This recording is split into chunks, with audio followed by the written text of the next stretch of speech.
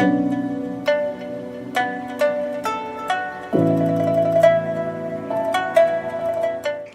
Friends, ഇന്ന് നമ്മൾ ചൈനയിൽ വന്നിട്ട് തൃശ്ശൂരത്തെ ഒരു യോഗ സാറിനെ പരിചയപ്പെട്ടു. അപ്പോൾ മലയാളിയാണ്, തൃശ്ശൂർക്കാരനാണ് എന്ന് പറഞ്ഞപ്പോൾ എനിക്ക് കുറച്ചും കൂടി സന്തോഷം. കാരണം എന്ന് വെച്ചാൽ നമ്മളിപ്പോൾ ഏതെങ്കിലും നമ്മുടെ കേരളം വിട്ടിട്ട് അബ്രോഡിലോ അല്ലെങ്കിൽ വേറൊരു സ്ഥലത്ത് വന്നു കഴിഞ്ഞിട്ടുണ്ടെങ്കിൽ നമുക്ക് നമ്മുടെ മലയാളികളെ കണ്ടു കഴിഞ്ഞിട്ടുണ്ടെങ്കിൽ ഭയങ്കര സന്തോഷം. ആക്ച്വലി നമ്മൾ ചിലപ്പോൾ നമ്മുടെ നാട്ടിലൊക്കെ നമ്മുടെ റിലേറ്റീവ്സായിട്ട് പോലും അത്ര ബന്ധമൊന്നും ഉണ്ടാവില്ല. പക്ഷേ നമ്മളൊരു വേറെ മറുനാട്ടിൽ എന്നൊക്കെ പറയില്ലേ, ആ മറുനാട്ടിലൊക്കെ വന്നു കഴിഞ്ഞിട്ടുണ്ടെങ്കിൽ നമുക്കൊരു മലയാളി ഏത് കാസ്റ്റ് ആയിക്കോട്ടെ, ഏത് സ്ഥലത്തായാലും കേരളത്തിലത്തെ അല്ലെങ്കിൽ മലയാളിയാണെന്ന് പറഞ്ഞാൽ ഒരു വളരെ സന്തോഷം. അതും കൂടാതെ എനിക്കിപ്പോൾ എൻ്റെ സ്വദേശിയായ തൃശ്ശൂർക്കാരനെ ഒരു മാഷായിട്ട്, യോഗ മാഷാണ്, ഇവിടെ ഒരുപാട് കാലമായിട്ട് ജോലി ചെയ്യേണ്ടതെന്നൊക്കെ പറഞ്ഞപ്പോൾ ഞാൻ നിങ്ങളുമായിട്ട് ഒന്ന് പരിചയപ്പെടുത്താനും ആളെ പറ്റിയിട്ട് നമുക്കൊന്ന് അറിയാൻ വേണ്ടിയിട്ടാണ് ഈ വീഡിയോ ഉണ്ടാക്കുന്നത്. അപ്പോൾ നമുക്ക് നേരിട്ടിട്ട് ആളായിട്ട് തന്നെ സംസാരിക്കാം. അപ്പോൾ ഒന്ന് നമുക്ക് നമ്മുടെ ശ്രോതാക്കൾക്ക് രമ ഇൻസ്പയർ എന്ന് പറഞ്ഞിട്ട് 1 വർഷമായി ഞാനൊരു യൂട്യൂബ് ചാനൽ തുടങ്ങി. അത് കഴിഞ്ഞിട്ട് ഞാനിപ്പോൾ ഇവിടെ 1 മാസം മുമ്പേ ഇവിടെ വന്നിട്ട് ചൈന കാണാൻ വരിക എന്ന് പറഞ്ഞിട്ട് എല്ലാ പൂച്ചോടും കാക്കോടും ഒക്കെ പറഞ്ഞിട്ടാണ് വന്നു നടക്കുന്നത്. ഞാൻ ചൈനയ്ക്ക് പോവുകയാണെന്നൊക്കെ പറഞ്ഞിട്ടാണ് വന്നു നടക്കുന്നത്. അപ്പോൾ എല്ലാ കാര്യങ്ങളും അവർക്ക് അപ്ഡേറ്റ് ആയിട്ട് ഞാൻ കൊടുക്കാമെന്ന് പറഞ്ഞിട്ടാണ് വന്നു നടക്കുന്നത്. അപ്പോൾ നിങ്ങളെ പരിചയപ്പെട്ടപ്പോൾ എനിക്ക് ഭയങ്കര സന്തോഷം. കാരണം വെച്ചാൽ ഇത്രയും ഗ്രേറ്റ് ഒരു മാനാണ്. ഇതെല്ലാവരും എൻ്റെ ചാനൽ തന്നെ ഇൻസ്പയർ ചെയ്യാൻ വേണ്ടിയിട്ടാണ് നമ്മൾ ഉണ്ടാക്കുന്നത്. ഓരോരുത്തരുടെ ലൈഫിൽ ഉണ്ടായ സംഭവം അല്ലെങ്കിൽ അവനവൻ്റെ എക്സ്പീരിയൻസിലൂടെ മറ്റുള്ളവർക്ക് ഇൻസ്പയർ ആവാൻ. അപ്പോൾ എനിക്ക് ഭയങ്കരമായിട്ട് ഇൻസ്പയറായി താങ്കളുടെ ലൈഫും എല്ലാം സംസാരിച്ചും പരിചയപ്പെട്ടിട്ട്. അപ്പോൾ അതുപോലെ നമ്മൾ തന്നെ എല്ലാവർക്കും ഒന്ന് പറഞ്ഞു തന്നു കഴിഞ്ഞിട്ടുണ്ടെങ്കിൽ നല്ല സന്തോഷമായിരുന്നു. ഒന്ന് പേര് തൊട്ട് എല്ലാ കാര്യങ്ങളും, എങ്ങനെയാണ് ഇങ്ങോട്ട് വന്നത്, എങ്ങനെയാണ് ഇപ്പോൾ യോഗ സാറായത്, സാറ് മുമ്പേ എന്താണ് ചെയ്തിരുന്നത്, ഇതൊക്കെ ഒന്ന് പറഞ്ഞു തന്നാൽ സന്തോഷമായിരുന്നു. എൻ്റെ പേര് സുധീർ, തൃശ്ശൂർ തൃപ്രയാറാണ് വീട്. ചൈനയിൽ യോഗ ചെയ്യാൻ തുടങ്ങിയിട്ട് ഒരു 8 കൊല്ലം 9 കൊല്ലത്തോളമായിട്ടുണ്ട്. പൊതുവേ യോഗ 2 കൈയും നീട്ടി സ്വീകരിക്കുന്ന ഒരു വിഭാഗം ആളുകളാണ് ചൈനയിലുള്ളത്. എനിക്ക് തോന്നുന്നു ഇന്ത്യയേക്കാൾ കൂടുതൽ ആളുകൾ യോഗ ചെയ്യാൻ ആഗ്രഹിക്കുകയും യോഗയിൽ ഇപ്പോൾ സ്നേഹിക്കുകയൊക്കെ ചെയ്യുന്ന ആളുകളുണ്ട്. അതുകൊണ്ട് പൊതുവേ ജോലി ചെയ്യാൻ ഒരു എന്താ പറയുക, നമ്മളെ സംബന്ധിച്ചിടത്തോളം വളരെ എനർജി ഒരു തരത്തിൽ കുട്ടികളിൽ നിന്ന് അല്ലെങ്കിൽ നമ്മൾ പഠിപ്പിക്കുന്ന സ്റ്റുഡൻസിൽ നിന്ന് കിട്ടുന്നുണ്ട്. കുട്ടികളിൽ നിന്ന് കിട്ടുന്നുണ്ടെന്ന് പറഞ്ഞാൽ അവർ അത്രയും ഡെഡിക്കേറ്റോട് കൂടിയിട്ടാണ് ചെയ്യണമെന്നാണ് പറയണത്. അതെ, ഓക്കെ ഓക്കെ ഓക്കെ. അവർക്കൊരു തരം ഡെഡിക്കേഷൻ ഉണ്ട്. അതുമാത്രമല്ല, റെഗുലറായിട്ട് ഞാൻ ഇപ്പോൾ ഒരു 9 വർഷം ജോലി ചെയ്യാൻ തുടങ്ങിയിട്ട് തുടർച്ചയായിട്ട് എൻ്റെ ഒപ്പം എല്ലാ ക്ലാസ്സുകളിലും എല്ലാ ദിവസവും വരുന്ന ഒരുപാട് ഒരു 70% ആളുകൾ എല്ലാ ദിവസവും വരുന്ന ആളുകൾ. ഓക്കെ, ആരും മുടങ്ങാറില്ല, മടിയൊന്നുമില്ല.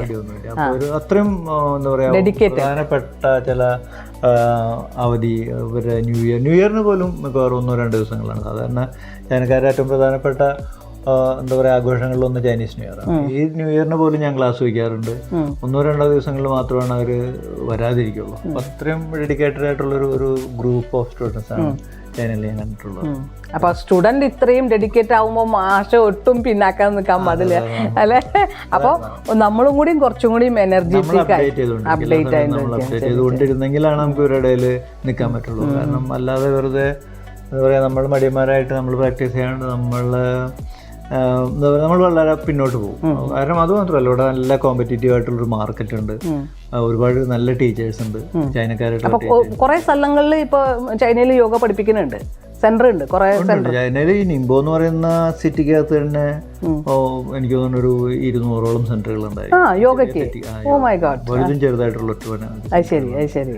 അപ്പോൾ മത്സരം നന്നായിട്ടുണ്ട്, പല സെന്ററുകളും പൂട്ടി പോകുന്നുണ്ട്.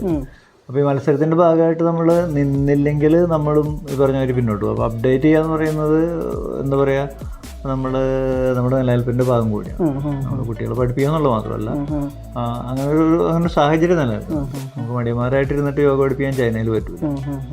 ഞാൻ ആക്ച്വലി ശ്രീ രവിശങ്കർ ജിയുടെ കുറച്ച് 2-3 യോഗ ക്ലാസ് എന്ന് പറഞ്ഞാൽ അവരുടെ ഓരോ കോഴ്സിൽ കുറച്ച് യോഗ, ബ്രീത്തിങ്, പ്രാണായാമം അങ്ങനത്തെ കുറച്ച് സംഭവങ്ങൾ, കുറച്ച് കോഴ്സൊക്കെ ചെയ്തിട്ടുണ്ട്.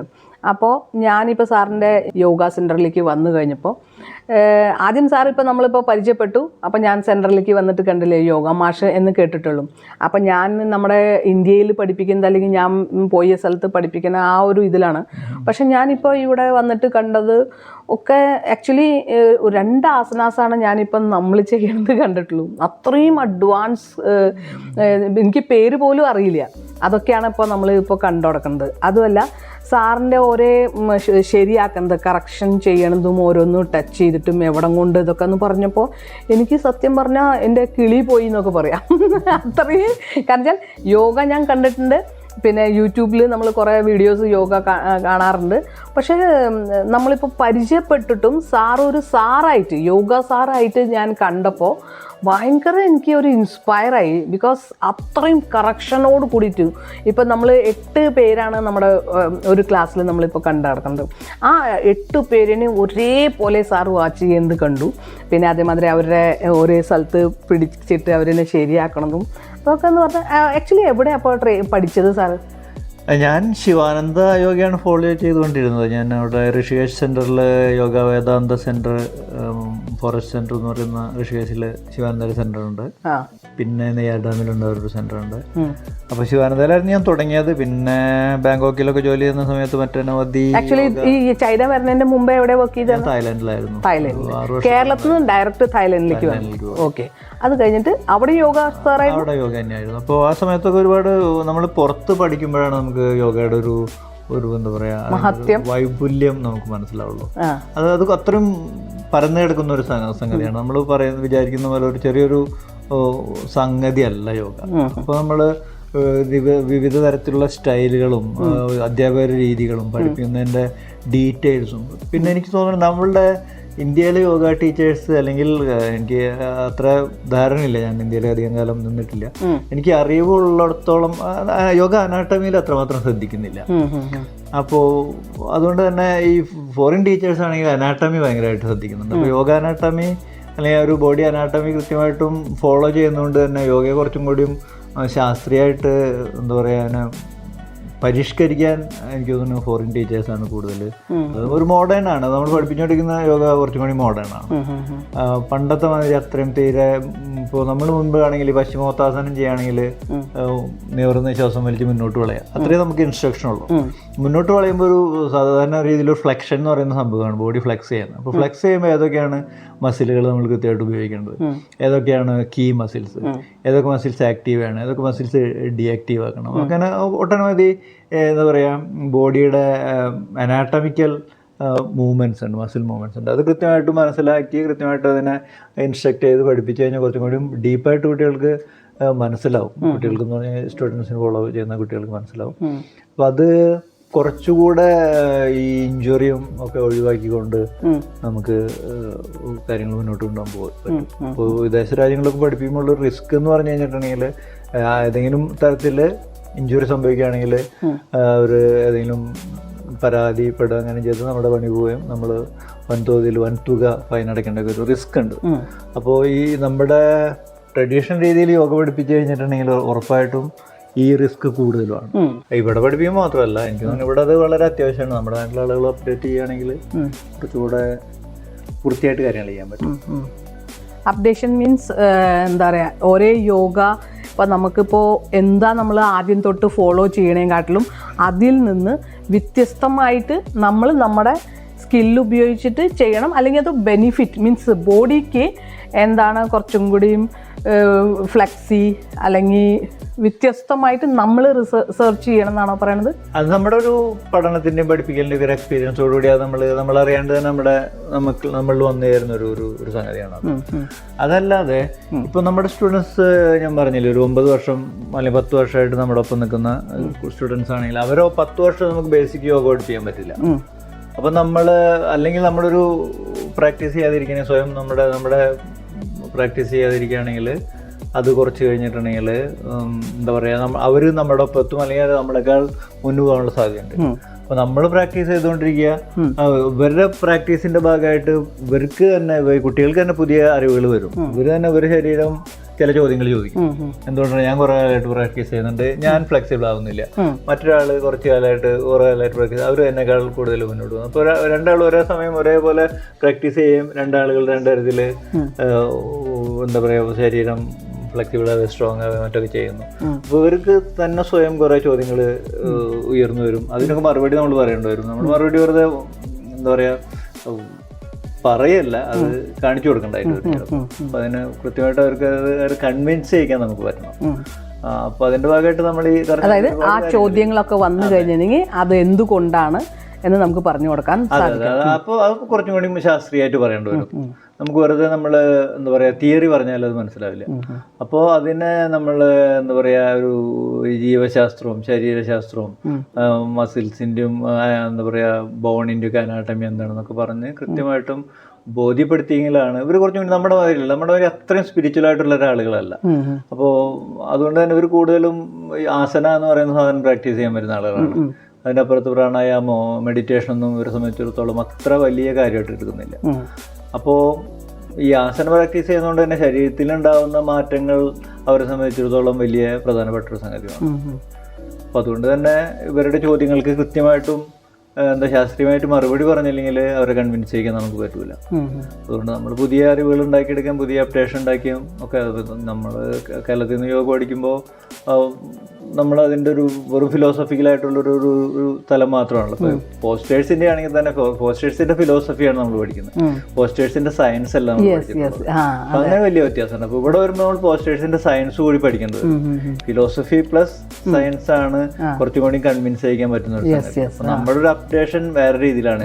ഇന്ത്യയിൽ യോഗ പഠിപ്പിക്കുന്ന അല്ലെങ്കിൽ പഠിക്കുന്ന ഒരാളെ പോലെയല്ല, നമ്മളിപ്പോൾ പഠിപ്പിച്ചുകൊണ്ടിരിക്കുന്നുണ്ട്. അപ്പോൾ അങ്ങനെ പഠിപ്പിക്കുകയും ചെയ്യുന്ന ഒരാളെ പോലെയല്ല നമ്മൾ ഇവിടെ പെരുമാറുകയും ഇവിടെ നമ്മളുടെ സ്വയം എന്താ പറയുക ഡെവലപ്പ് ചെയ്യുകയും ചെയ്യുന്നു.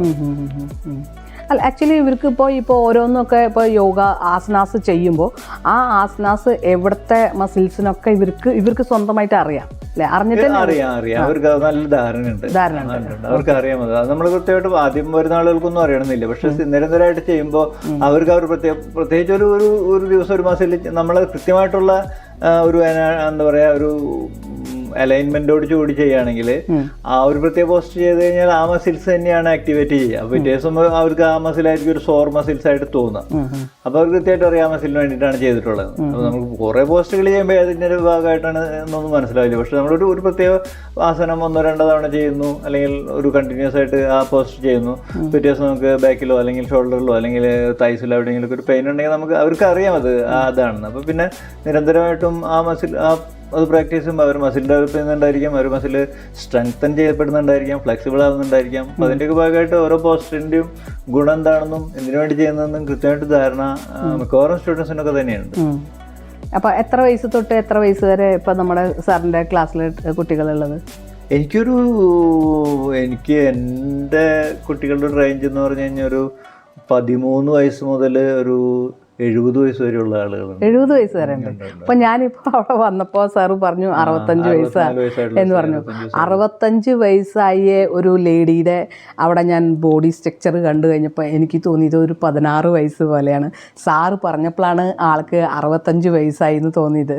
ഇപ്പോൾ ഈവൻ ഞാൻ ഇത് ഇങ്ങനെ മറിച്ച് ഇങ്ങനെ പിടിച്ചത് തന്നെ എൻ്റെ കുമ്പ കാണാതിരിക്കാൻ വേണ്ടിയിട്ടാണ്. അതായത് നമ്മുടെ നാട്ടിലൊക്കെ എന്ന് പറഞ്ഞു കഴിഞ്ഞാൽ ഒരു ചെറുപ്പം കുട്ടികൾക്ക് വരയ്ക്ക് കുറച്ച് നല്ല ബോഡി സ്ട്രക്ചർ, അല്ലെങ്കിൽ പിന്നെ അവരുടെ തലമുറ അങ്ങനെ വണ്ണം കുറഞ്ഞതൊക്കെ ആയിട്ട്, അല്ലെങ്കിൽ പ്രസവം കഴിഞ്ഞ് കഴിഞ്ഞാൽ എല്ലാവർക്കും കുമ്പിയും വയറൊക്കെ ചാടിയിട്ട് യോഗയ്ക്ക് പോകണുണ്ടാവും. ഇപ്പം ഞാൻ യോഗയ്ക്കൊക്കെ പോയി കഴിഞ്ഞാൽ നല്ല തടിയുള്ള ആൾക്കാർ, ഈവൻ ഞാൻ അടക്കം നല്ല തടി ഉണ്ടെങ്കിലും ആസനാസ് നമ്മുടെ അവിടെ ബേസ് ആസനാസ് ഇപ്പോൾ സാറിൻ്റെ ക്ലാസ്സിൽ പോയപ്പോൾ ഞാൻ യോഗ ചെയ്തിട്ടേ ഇല്ല കേട്ടോ. അപ്പോൾ അതൊക്കെ കണ്ടിട്ടുണ്ട്. പക്ഷേ ഇവരുടെ ഒരു ബോഡി സ്ട്രക്ചർ കണ്ടു കഴിഞ്ഞിട്ട് നമുക്ക് കൊതിയാവും. ഏകദേശം ഞാൻ തടിച്ച ആൾക്കാർ ഇപ്പോൾ ഈ ചൈനയിൽ ഇപ്പോൾ ഒരു മാസം ഞാൻ വന്നിട്ട് തടിച്ച ആൾക്കാരെ കണ്ടിട്ടില്ല എന്ന് പറയാം. 100-ൽ ഒരു 3 പേരിനെയൊക്കെ എൻ്റെ കണ്ണിൽ ഇപ്പോൾ ഒരു തടിയുള്ള ആൾക്കാർ വന്നു. ബാക്കി എല്ലാവരെയും വയറൊക്കെ തൊട്ട് നോക്കണം ഇവിടെ വയറുണ്ടോയെന്നും. അത്രയും രസമായിട്ടാണ് ഇവരുടെ ബോഡി സ്ട്രക്ചറൊക്കെ കണ്ടത്. അപ്പോൾ പൊതുവെ എക്സസൈസിനോടൊരു തരം കമ്പുണ്ട്. ശരി. എന്തെങ്കിലുമൊക്കെ ചെയ്തുകൊണ്ടിരിക്കുക എന്നുള്ളവരുടെ, പ്രത്യേകിച്ച് നമ്മൾ ഈ കോർണറുകളിലൊക്കെ പോയി കഴിഞ്ഞാൽ മാളുകളുടെ മുമ്പിലോ അല്ലെങ്കിൽ ചെറിയ പാർക്കുകളിലൊക്കെ പോയി കഴിഞ്ഞിട്ടുണ്ടെങ്കിൽ വൈകിട്ട് ഒരു കൂട്ടം സ്ത്രീകൾ 10-50 പേരടങ്ങുന്ന ഒരു കൂട്ടം സ്ത്രീകൾ പല ഡാൻസുകൾ കളിക്കുന്നത്. അപ്പോൾ എല്ലായിടത്തും കാണുന്നത് 1-2 സ്ഥലങ്ങളിലൊന്നുമല്ല, ഈ ഒരു 1 കിലോമീറ്റർ ചുറ്റളവിൽ ഒരു 10-15 ഗ്രൂപ്പുകൾ ഉണ്ടായിരുന്നു. അപ്പോൾ എല്ലാവരും ആക്റ്റീവാണ്. ആ ഒരു ആക്ടിവിറ്റി ഇവരുടെ ഭക്ഷണ രീതിയിലും ഇവർ ഫോളോ ചെയ്യുന്നുണ്ട്. അധികം ചോറൊന്നും അധികം കഴിക്കുന്നില്ല. സാധാരണ ആളുകൾ, പണിയെടുക്കുന്ന ആളുകളാണെങ്കിൽ അത് ചെയ്യുന്നുണ്ട്. അവർ പണിയെടുക്കുന്നതുകൊണ്ട് ചോറ് കഴിക്കുന്നുണ്ട്. ഒന്നും ചെയ്യാതിരിക്കുന്ന ആളുകൾ ഭക്ഷണം നന്നായിട്ട് കൺട്രോൾ ചെയ്യുന്നുണ്ട്. നമ്മുടെ അവിടെ അങ്ങനെയില്ലല്ലോ, വെറുതെ ഇരുന്നാലും ഭക്ഷണം കാർബോഹൈഡ്രേറ്റ് ഒരുപാട് കഴിക്കും. അത് കഴിച്ചില്ലെങ്കിൽ നമ്മുടെ ബോഡിക്ക് എന്തോ ഒരു പ്രശ്നമാണെന്ന്. ഞാൻ ആദ്യം അവിടുന്ന് വരുമ്പോൾ ഞാൻ വിചാരിച്ചു ഈ ചൈനക്കാരുടെ മാത്രം ഒരു മാസമെങ്കിലും ഭക്ഷണം ഫോളോ ചെയ്തിട്ട് ഒന്ന് വണ്ണം കുറയ്ക്കാന്ന് വിചാരിച്ചേ. പക്ഷെ ഓരോ ഹോട്ടലിൽ വന്നു കഴിഞ്ഞാൽ ടേബിള് തികയണേ ഇല്ല ഓരോ സാധനങ്ങൾ ഓർഡർ ചെയ്തിട്ട്. അപ്പോൾ കഴിക്കുമ്പോൾ ആക്ച്വലി ഞാൻ ചോറ് വളരെ കുറവാണ്. ചില ദിവസങ്ങളൊന്നും ചോറ് കഴിച്ചിട്ടില്ല. പിന്നെ കഴിക്കുകയാണെങ്കിലും ഇത്ര ഒരു കട്ടോരിയിൽ ചോറ് എടുത്തിട്ട് കഴിച്ചു. എന്നിട്ടും എനിക്ക് ഒരു തുണ്ട് തടി അല്ലെങ്കിൽ ഒരു 1/2 കിലോയെങ്കിലും കുറഞ്ഞിട്ട് എനിക്ക് തോന്നിയില്ല. അതിപ്പോൾ നമ്മൾ ഇന്ത്യക്കാരായതുകൊണ്ട് മുമ്പേ കൂട്ടിയിട്ട് ചെയ്തതൊക്കെ ഇപ്പോൾ അല്ലേ. സാറ് TTC എവിടെ? യോഗ TTC ചെയ്തത് നെയ്യാർ ഡാമിൽ ശിവാനന്ദ ആശ്രമത്തിൻ്റെ ഒരു സ്കൂളുണ്ട്. പിന്നെ സാർ എനിക്ക് ചോദിക്കാനുള്ളത്, ഇപ്പം സാറിപ്പോൾ ഇന്ത്യയിൽ നിന്ന് വന്ന കാരണമാണ് ഇവിടെ യോഗ സാറായി. അതിപ്പോൾ ചൈനയിൽ TTC ചെയ്ത ഒരു സെൻറ്റർ ആണെങ്കിൽ അവർ ഇപ്പോൾ സാറിൻ്റെ ക്ലാസ്സിൻ്റെ ആ വാല്യൂ തന്നെ തരുമോ? സത്യത്തിലേ ഇവിടെ എനിക്ക് തോന്നുന്നത് ഓരോരുത്തർക്കും ഇന്ത്യയിലെ സർട്ടിഫിക്കറ്റിന് വലിയ വാല്യൂ ഒന്നുമില്ല, ചൈനയിലെ സർട്ടിഫിക്കറ്റിന് വാല്യൂ ഇല്ല. ഇപ്പോൾ ഒരു ഇൻ്റർനാഷണൽ ഓർഗനൈസേഷൻസ് ഉണ്ട്. ഇപ്പോൾ നമ്മുടെ ഇന്ത്യയിലാണെങ്കിൽ ആയുഷ് എന്നൊക്കെ പറയുന്ന സാധനം ഒരു ഇൻ്റർനാഷണൽ ഓർഗനൈസേഷനാണ് എന്നാണ് എനിക്ക് അറിയാൻ കഴിഞ്ഞിട്ടുള്ളത്. കാരണം ആയുഷിൻ്റെ സർട്ടിഫിക്കറ്റ് ഉണ്ടെങ്കിൽ പുറത്തുള്ള രാജ്യങ്ങളിൽ നമുക്ക് പഠിപ്പിക്കാം. അപ്പോൾ അമേരിക്കയിലാണെങ്കിൽ യോഗ അലയൻസ് എന്ന് പറയുന്ന ഒരു സംഗതി ഉണ്ട്. അവർ ഇൻ്റർനാഷണൽ ആയിട്ടുള്ള ഓർഗനൈസേഷനാണ്. അപ്പോൾ നമ്മളിപ്പോൾ ചൈനയിൽ നിന്ന് എനിക്ക് ഈ യോഗ അലയൻസ് അംഗീകരിച്ചിട്ടുള്ള കുറേ സ്കൂളുകളുണ്ട് ചൈനയിലുണ്ട്. അപ്പോൾ നമുക്ക് നമ്മുടെ കരിക്കുലം അതുപോലുള്ള സാധനങ്ങളൊക്കെ കൊടുത്തു കഴിഞ്ഞിട്ടുണ്ടെങ്കിൽ അവിടെ നമുക്ക് അംഗീകാരം കിട്ടും. അപ്പോൾ ഈ അംഗീകരിച്ചിട്ടുള്ള ആ സ്കൂളുകളിൽ നിന്നാണ് നമുക്ക് സർട്ടിഫിക്കറ്റ് കിട്ടുന്നതെങ്കിൽ നമുക്ക് വേണമെങ്കിൽ അമേരിക്കയിൽ പോയിട്ട് സർട്ടിഫിക്കറ്റ് വാല്യൂഡ് ആണ്. അല്ലാത്തൊരു യോഗ ഡാൻസിൻ്റെ അംഗീകാരം ഇല്ലാത്തൊരു സ്കൂളാണെങ്കിൽ ഈ സർട്ടിഫിക്കറ്റ് കൊണ്ടുപോയിട്ട് വേറെ ഒരിടത്തും കൊടുക്കില്ല. നമ്മുടെ ഒരു എക്സ്പീരിയൻസ് മാത്രമാണ് അതിന് ഗുണം ചെയ്യുള്ളൂ. സർട്ടിഫിക്കറ്റ് എന്നുള്ളത് എനിക്ക് വാല്യൂഡ് അല്ല. സാർ ഇപ്പം ഇതിൻ്റെ ഇടയിൽ TTCയും കൊടുക്കുന്നുണ്ടോ? ഇപ്പോൾ ഇതിപ്പോൾ ഞാൻ ഇവിടെ കൊടുത്തിരുന്നു ചൈനയിൽ എന്നിട്ട് അവർ ട്രെയിനിങ് സെന്റർ തുടങ്ങുക. പിന്നെ അവർ ഒരുപാട് കുട്ടികൾ പല സ്ഥലങ്ങളിലായിട്ട് പഠിപ്പിക്കും. എനിക്ക് തോന്നുന്നത് നിംബോല് മിക്കവാറും സ്ഥലങ്ങളിലൊക്കെ എൻ്റെ കുട്ടികളാണ്. ശരി. സാധാരണ ഞാൻ വരുന്ന സമയത്താണ് TTC ചൈനയിൽ അത്രമാത്രം ഇങ്ങനെ പെട്ടെന്ന് പച്ചപിടിക്കാൻ തുടങ്ങിയത്. അതൊരു TTC അത്ര വ്യാപകമല്ലായിരുന്നു. ഞാനൊക്കെ ഞാൻ ഒരു 10 വർഷം മുമ്പ് ഇവിടെ വരുമ്പോൾ കൃത്യമായിട്ടും TTC എന്ന് പറഞ്ഞ സാധനം അപ്പോൾ ഒരുപാട് കുട്ടികൾ വരുന്നു. ഇവിടുത്തെ മാത്രമല്ല മറ്റു പ്രൊവിൻസുകളിൽ നിന്നൊക്കെ ആളുകൾ വന്നിട്ടുണ്ടായിരുന്നു. അപ്പോൾ ഇവരൊക്കെ പല സ്ഥലത്തും പോയി അവർ സ്വന്തമായിട്ട് ഓപ്പൺ ചെയ്യുന്നു അല്ലെങ്കിൽ മറ്റ് വലിയ സെൻ്ററുകൾ വർക്ക് ചെയ്യുന്നു. അപ്പോൾ എനിക്ക് അറിയാം പല സ്ഥലങ്ങളിലും നമ്മുടെ കുട്ടികളുണ്ട്. ഓക്കെ. ഞാൻ പിന്നെ വേറൊരു കാര്യം കൂടി കേട്ടു, സാറ് യോഗയുടെ മുമ്പ് ഫിലിമിലായിരുന്നു. എന്തായിരുന്നു അവിടെ ചെയ്തായിരുന്നെന്ന് പറഞ്ഞാൽ കുറച്ച് മീൻസ് ഫിലിം എന്ന് പറഞ്ഞാൽ എല്ലാവർക്കും ഒരു ഇഷ്ടമുള്ള കാര്യമാണ്. അപ്പോൾ യോഗ ഇപ്പോൾ ഫുള്ളൊരു ഭാഗമായിട്ടിരിക്കുകയാണ് എല്ലാവരും. ഇപ്പോൾ നമ്മുടെ ഇന്ത്യയിലൊക്കെ അങ്ങനെയാണ് യോഗയ്ക്ക് പോവുക. കാരണം ഇപ്പോൾ കുറച്ചും കൂടി ബോഡി ഫിറ്റ്നസ് പിന്നെ അവനവനെ പറ്റിയിട്ട് ആൾക്കാർ ആയതുകൊണ്ടാണ്, അതായത് നല്ല ഹെൽത്തി ആയിട്ട് ഇരിക്കാൻ വേണ്ടിയിട്ടാണ് ഇപ്പോൾ ഓരോരുത്തരും ഇങ്ങനെ യോഗയിലേക്കും ജിമ്മിനും നടക്കാനും ഇതിനൊക്കെ പോയത്. വളരെ കാരണം ഗുളിക അത്രയും കഴിക്കുന്നുണ്ട്. ഒരു 10-30 വയസ്സാകുമ്പോഴേക്കും ഒരുപാട് ഗുളികകൾ കഴിക്കണ കാരണം ഈ ഭാഗങ്ങളിലേക്ക് കുറച്ചും കൂടി അവയർനെസ് ആയി. അതുകൂടാണ്ട് ഒരു ഫിലിം എന്ന് പറഞ്ഞു കഴിഞ്ഞാൽ എല്ലാവർക്കും ഒരു സന്തോഷം വരുന്ന ഒരു മേഖലയായിരുന്നു. സാറ് അപ്പോൾ മുമ്പേ എന്തായിരുന്നു? ഞാൻ കുറച്ചു കാലം ഒരു 3-4 വർഷം ജയരാജ് സാറിൻ്റെ കൂടെ ഉണ്ടായിരുന്നു. പിന്നെ TV ചന്ദ്രൻ സാറിൻ്റെ കൂടെ ഉണ്ടായിരുന്നു. അസിസ്റ്റന്റ് ഡയറക്ടർ ആയിരുന്നു. ശരി. അപ്പം അങ്ങനെ കുറച്ച് സിനിമകളിലൊക്കെ വർക്ക് ചെയ്തു. പാഠമൊന്നും ഒരു വിലാപം എന്നൊക്കെ പറഞ്ഞിട്ടുള്ള TV ചന്ദ്രൻ്റെ വിലാപങ്ങൾക്കപ്പുറം, ജയരാജ് സാറിൻ്റെ ബൈ ദി പീപ്പിൾ, അങ്ങനെ പിന്നെ അങ്ങനെ കുറച്ച് സിനിമകളിൽ അസിസ്റ്റൻ്റായിട്ട് വർക്ക് ചെയ്ത്. പിന്നെ നമുക്കറിയാലോ സിനിമാ ലോകം അങ്ങനെ ഒരു ആഘോഷം ഉണ്ടെന്നല്ലാതെ ആ സമയത്തൊക്കെ എനിക്ക് തോന്നുന്നു 10-15-20 വർഷം മുമ്പൊന്നും റെമ്യൂണറേഷൻ എന്ന് പറയുന്ന സാധനം അങ്ങനെ കിട്ടുമായിരുന്നു. ഇപ്പോൾ ഈ പറഞ്ഞ മാതിരി എല്ലാ ജൂനിയർ ആർട്ടിസ്റ്റുകൾ ഉൾപ്പെടെയുള്ള എല്ലാ ടെക്നീഷ്യൻസിനും കൃത്യമായിട്ട് പൈസ കിട്ടുന്നുണ്ടെന്നാണ് എനിക്കറിയാവുന്നത്. അന്നൊന്നും തീരെ ഒരു ജീവിതമാർഗം എന്നുള്ള നിലയ്ക്ക് സിനിമ ആഘോഷിക്കാൻ പറ്റിയ ഒരു അവസ്ഥയൊന്നും അന്നുണ്ടായിരുന്നു. വരുമാന മാർഗം അത്ര ആയിരുന്നില്ല. Okay okay. പിന്നെ ബെസ്റ്റ് ഫോട്ടോഗ്രാഫിയാണ് അല്ലേ? അത് ഫോട്ടോഗ്രാഫി പഠിച്ചതാണോ അതോ സ്വന്തം നമുക്കൊരു സ്വന്തമായിട്ട് പാഷനായിട്ട് ചെയ്തുകൊണ്ടിരുന്നതാണ്? അത് പോയിട്ട് എവിടെയും ട്രെയിനിങ് ഒന്നും ചെയ്തില്ല? ഇപ്പോഴും ചെയ്യുന്നുണ്ട്. അത് ഇവിടെ വന്നതിന് ശേഷം കുറച്ച് എക്സിബിഷൻ ഒക്കെ ചെയ്ത് ഇവിടെ അങ്ങനത്തെ ഒരു ഗുണം കൂടിയുണ്ട്. ആളുകൾ ഭയങ്കര സപ്പോർട്ടീവാണ്. അപ്പോൾ നമ്മൾ വിദേശിയാണെന്നുള്ളതുകൊണ്ട് അവർക്ക് മാറ്റി നിർത്തലൊന്നുമില്ല. വിദേശികൾക്ക് എനിക്ക് തോന്നുന്നു കുറച്ചും കൂടി കൂടുതൽ അവസരം തരുന്നുണ്ട് തോന്നുന്നു. ഇവിടെ എനിക്ക് കഴിഞ്ഞ വർഷമൊക്കെ ഞാൻ എക്സിബിഷൻ നടത്തിയത് നിംബോ ആർട്ട് ആൻഡ് കൾച്ചർ സെന്റർ എന്ന് പറഞ്ഞ ഗവൺമെന്റ് ഓർഗനൈസേഷനാണ്. അതെനിക്കൊരു 5 ലക്ഷം രൂപയാണ് തന്നു. ശരി. എക്സിബിഷൻ എന്ന് പറഞ്ഞാൽ മനസ്സിലായി. Photography exhibition. Okay okay. Sir എടുത്ത ഫോട്ടോസ് അവർക്ക് എക്സിബിഷൻ. ഓക്കെ.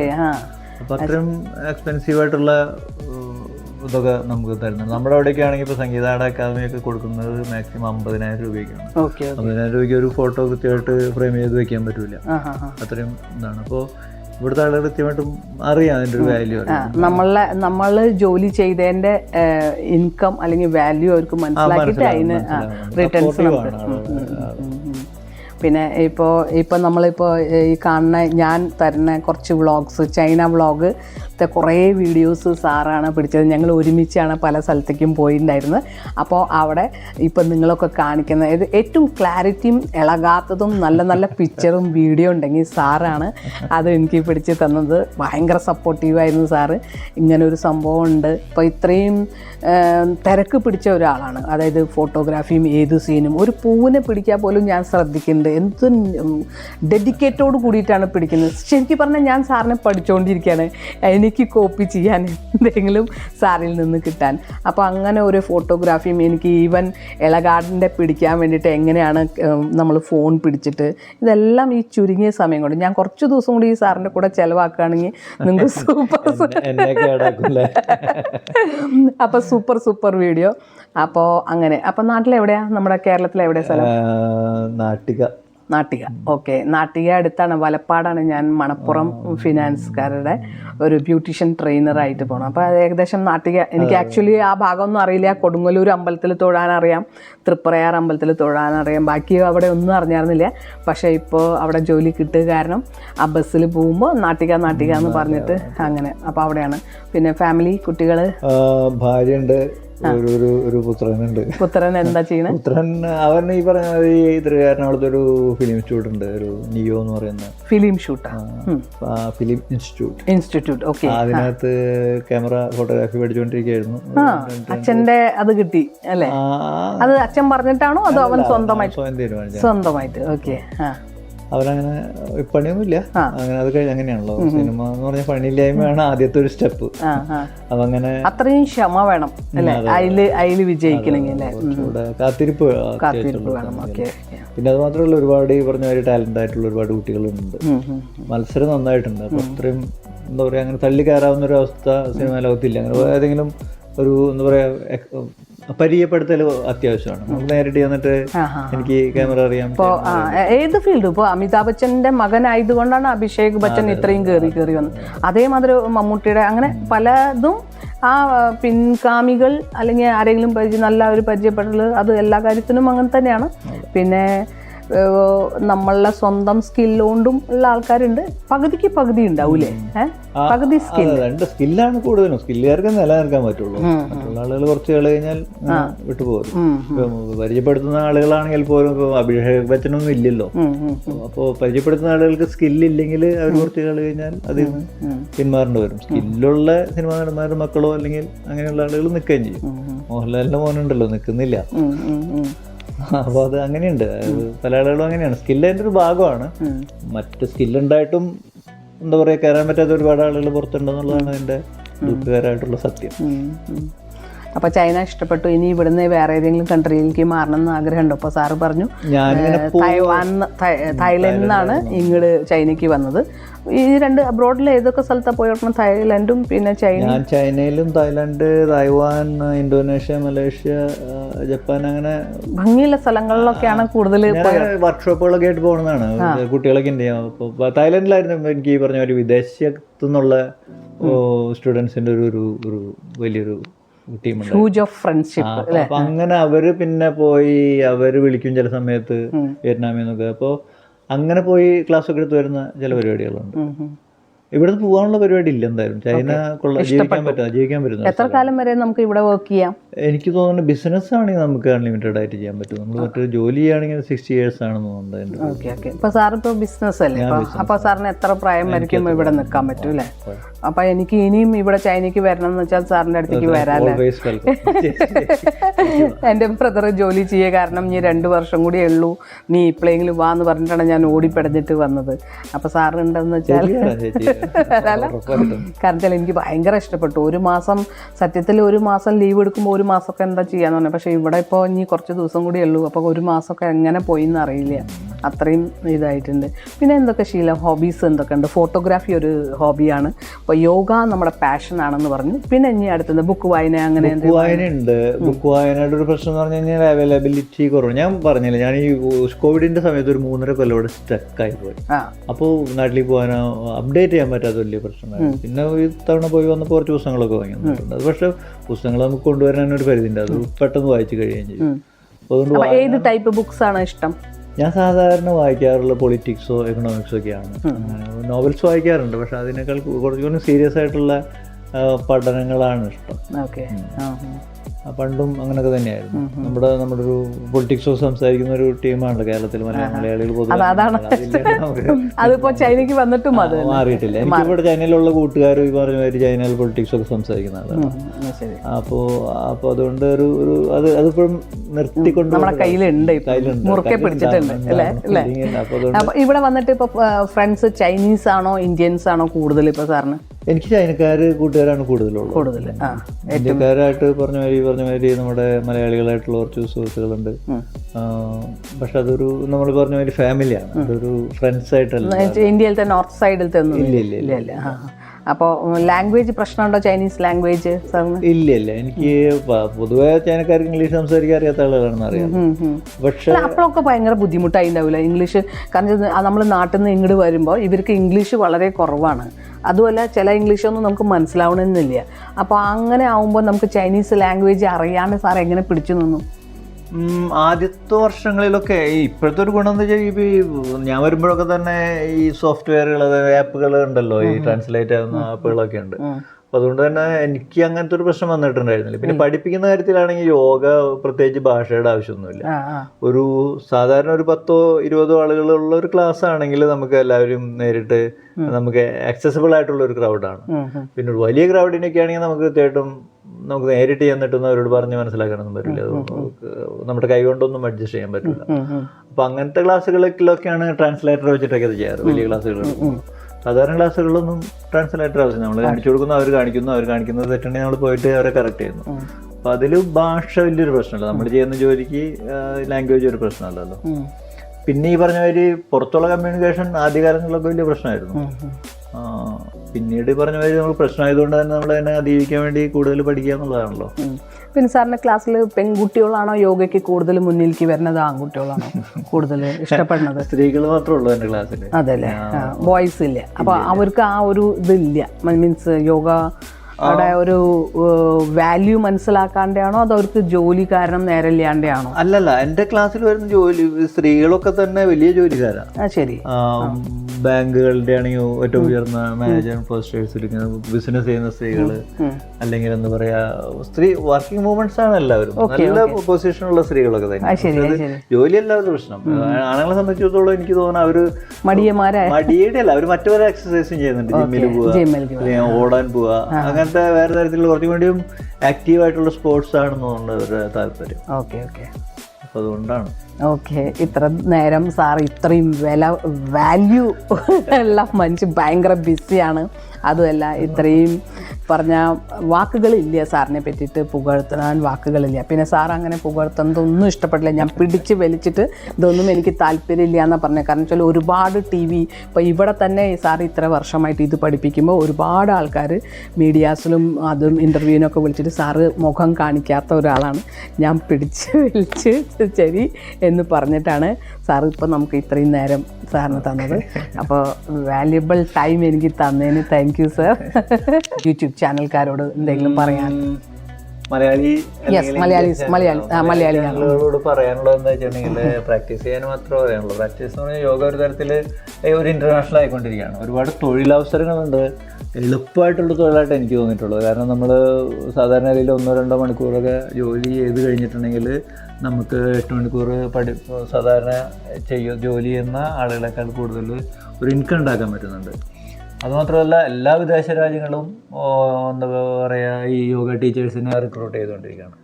അപ്പോൾ ഒരു തൊഴിലിൻ്റെ ഒരു വലിയ സാധ്യത നിലനിൽക്കുന്ന ഒരു യോഗ TTCക്ക് ഉണ്ട് എന്നാണ് സാർ പറയുന്നത് അല്ലേ? അതുകൊണ്ട് അത് പ്രാക്ടീസ് ചെയ്ത് ഒരു നമുക്ക് പെട്ടെന്നൊന്നും പറ്റില്ല. ഒരു 4-5 കൊല്ലം നമ്മളതിൽ നിൽക്കണം. പൂർണ്ണമായിട്ട് നമ്മൾ പരിപൂർണ്ണമായിട്ട് നമ്മൾ സമർപ്പിച്ചാൽ മാത്രമാണ് 4 കൊല്ലത്തിനുള്ളിൽ നമുക്കൊരു ഒരുമാതിരി കൊള്ളാവുന്ന ഒരു ടീച്ചറായിട്ട് മാറാൻ പറ്റുള്ളൂ. അപ്പോൾ അതുകൊണ്ട് പ്രാക്ടീസ് ചെയ്യുക, പഠിപ്പിച്ചുകൊണ്ടിരിക്കുക. ഒരു 4 വർഷം കഴിഞ്ഞിട്ടുണ്ടെങ്കിൽ ഒരുപാട് നല്ല ജോലി സാധ്യതകൾ. ഓക്കെ. എൻ്റെ പരിചയത്തിലൊരു എൻ്റെ ഹിമാരാജ് എന്ന് പറഞ്ഞിട്ട് എൻ്റെ ഒരു കുട്ടിയുണ്ട്, കൊച്ചിയിലാണ്.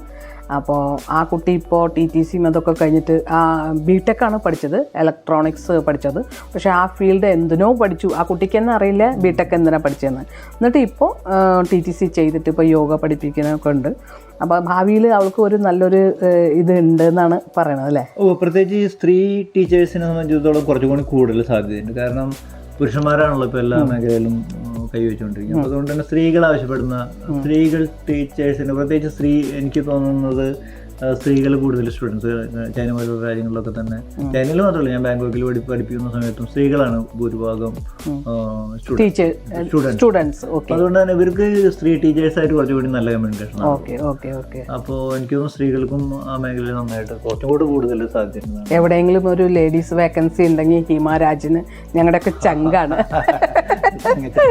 അപ്പോൾ വല്ല വഴി ഉണ്ടെങ്കിൽ ബിക്കോസ് ഞങ്ങളുടെ വീട്ടിലത്തെ ഒരു ഫാമിലി മെമ്പർ നമ്മുടെ ചങ്ക് എന്നൊക്കെ പറയും. അപ്പോൾ ആ കുട്ടി അത്രയും ഒരു കുഞ്ഞു കുട്ടീൻ്റെ 3 വയസ്സായ കുട്ടീനെ ഹസ്ബൻഡ് നേവിയിലാണ് വർക്ക് ചെയ്യുന്നത്. എന്നിട്ട് 1 മാസം ലീവ് എടുത്തിട്ടാണ് ഈ കുട്ടീനെ നോക്കി അവിടെ നിന്ന് വൈഫിനെ നമ്മൾ TTCക്ക് പഠിച്ചത്. 1 മാസം എവിടെ പോയിട്ടാണ് ആൾ ചെയ്തത്. അപ്പോൾ അത്രയും ഒരു ആത്മാർത്ഥത്തോട് കൂടിയിട്ടാണ് TTC ചെയ്തത്. അപ്പോൾ ആ കുട്ടിക്ക് ഒരു നല്ല ഭാവിക്ക് വേണ്ടിയിട്ട് സാറിൻ്റെ ഓക്കെ ഫ്രണ്ട്സ്, ബൈ.